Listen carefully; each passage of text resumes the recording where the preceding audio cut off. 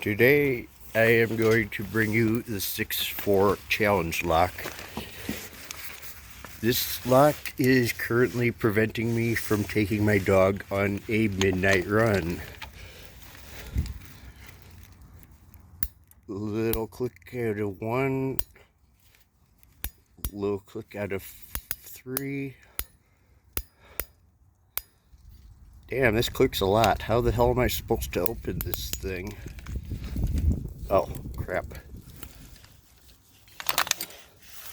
6 watermelons.